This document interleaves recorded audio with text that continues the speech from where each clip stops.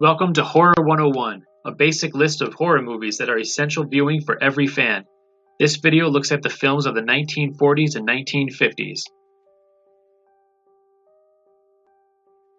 Dr. Jekyll and Mr. Hyde, the first A-list remake that tried to destroy every copy of its predecessor.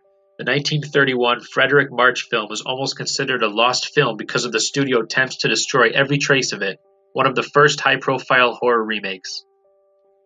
The Wolfman, one of the first great uses of time-lapse photography that created a standard hard to beat until An American Werewolf in London. Lon Chaney's best-known role. It's tragic, fun, and was a great staple of Saturday afternoon creature feature viewings. Cat People. Horror and sex are like a Reese's peanut butter cup, and this film had the balls to address it. A noirish film that set a new standard in its use of shadows and innovative camera work. It was remade to lesser effect in 1982. Frankenstein meets the Wolfman, the first real horror mashup that will set the tone for Freddy vs. Jason and other fan wishful thinking lineups. Wrongfully named because Dr. Frankenstein is not in this, the monster is. The film paired up Lon Chaney Jr. and Bela Lugosi, who finally plays the monster after turning it down in 1931 with the role going to Boris Karloff. Abbott and Costello meet Frankenstein. It's usually the movie most cited for being an introduction to Universal's monsters. It will be the last time Lugosi plays Dracula and Lon Chaney Jr. continues his stint as the Wolfman. It was the last hurrah and set the stage for future mashups. House of Wax. Color, 3D, and Vincent Price. It was a standard setter in the next stage of cinematic horror as the new medium of television gave the movies a run for their money. Them. It ushered in the bomb-made big bugs era in genre filmmaking.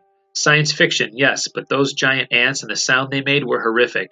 Giant ants and horror in dark underground storm drains. It boasts a top-shelf cast and special effects. Them was the Jaws of giant bug movies as it spawned a number of lesser big bug movies, notably The Deadly Mantis and the Mystery Science Theater 3000 favorite, The Beginning of the End. The Creature from the Black Lagoon. Universal goes to the water and creates an iconic monster that still makes an impact to this day. It's often cited as a major influence on future A-list directors like Spielberg and John Carpenter. The film predates Jaws, especially in its tracking the underwater swimmer shot. It spawned several inferior sequels, including one in 3D, also just like Jaws. Curse of Frankenstein.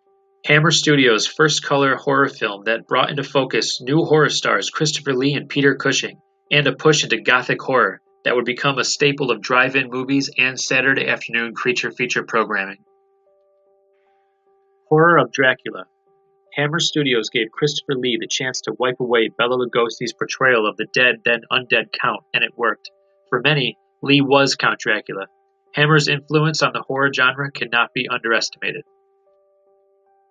The House on Haunted Hill. It was a low-budget marvel that gave us William Castle, the P.T. Barnum of low-budget filmmaking. It introduced new gimmicks like Emergo, which placed actual plastic skeletons in theaters that flew over audiences' heads. The Tingler.